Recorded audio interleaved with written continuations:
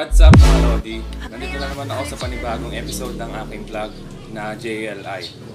Ang pag-uusapan natin ngayon ay maglalagay tayo ng tambucho na chicken pipe organ sport na version 3. So, ito yung tambucho na ilalagay natin. Ito. Organ sport siya na version 3. Itong tambucho na to, matagal ko nang nabili to. So, tinanggal ko siya dati, tapos ngayon ikakabit ko na naman. Kasi namimiss ko itong tunog ng tambucho na ito. Sa mga nagtatanong kung magkano itong organ sport na to, binili ko nga pala to sa halagang 1,600 pesos. Mga hindi pa nakakapag-subscribe sa aking video, mag-subscribe na kayo at i-like nyo para sa mga bagong video na darating ay ma-notify kayo. So, simulan na natin. So, ang gagamitin nating mga tools ay 12mm na ganito, tapos 14mm na ganito. Itong 12mm para dito sa may tornilyon dito, at itong 14mm dito.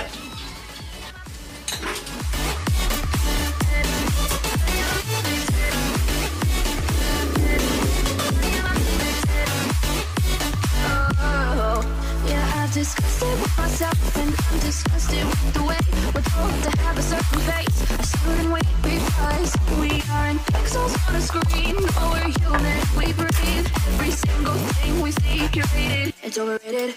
These expectations, they keep weighing me down. My heart is begging me to get the hell out of my head. I'm finally. So, wag natin palang kakalimutan na ilagay itong o-ring na ito, na ilalagay dun sa loob bago higpitan. Kasi pag nawala daw ito, ang tunog daw ng tambucho mo ipangit. Parang may singaw siya, yung walang lutong kapag nawala ito. Hindi na ibalik.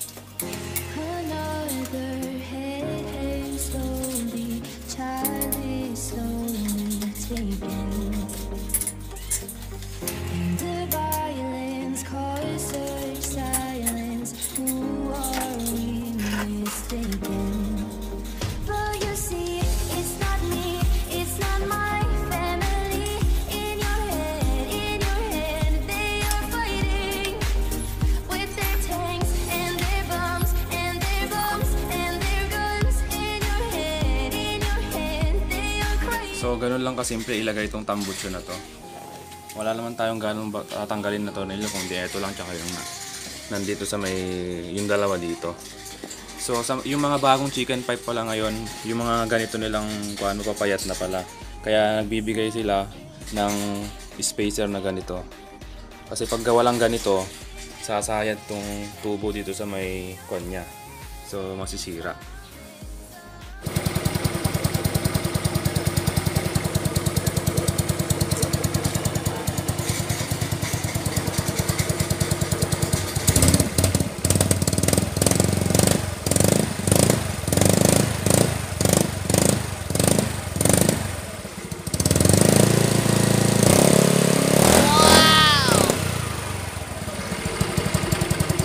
Sa mga nagtatanong kung pwede ang chicken pipe sa LTO, hindi inuhuli itong ganitong chicken pipe kasi natry ko nang dumaan sa mga checkpoint, hindi naman ako pinapara at pinapalagpas naman kapag sinecheck nila ito.